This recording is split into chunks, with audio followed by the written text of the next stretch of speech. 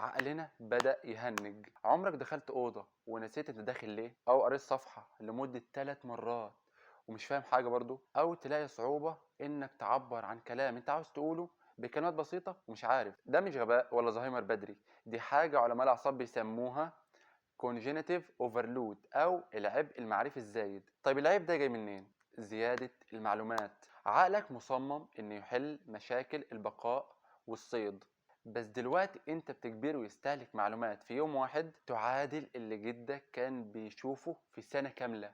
اخبار الحروب، رقصات التيك توك، ايميلات الشغل، دراما المشاهير.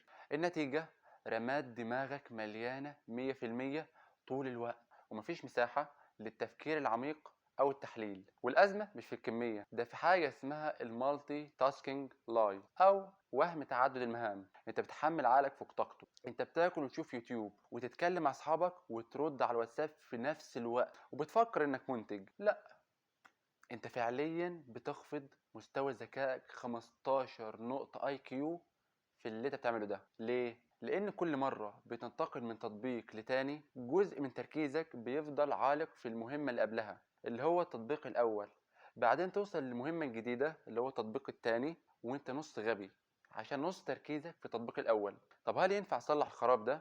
ايوه، ايوه طبعا، ايوه، ايوه، ايوه، ايوه.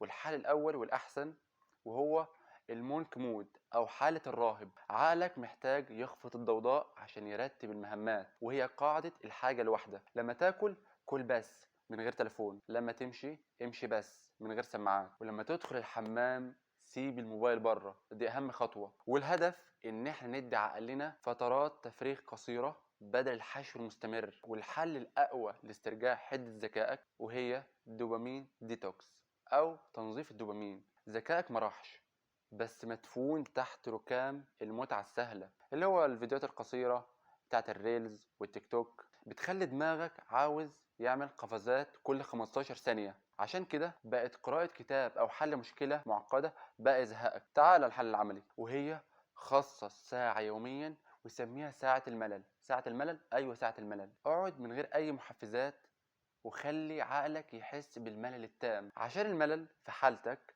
بتكون اللحظة اللي بيبدأ الإبداع والذكاء يشتغل. الخلاصة، انت عندك محرك فراري اللي هو عقلك، بس بتسوقه بوقود مغشوش اللي هو التشتت والسوشيال ميديا، وعلى طريق مليان مطبات. نظف الطريق، غير الوقود، وهتتفاجئ بسرعتك. ذكائك مراحش مستنيك تقفل الضوضاء عشان يسمعك. التحدي انك تقعد 10 دقايق من غير تليفون وتبص في السقف بس. ولو هتبدأ اكتب في تعليقات هبدأ التحدي. بس كده.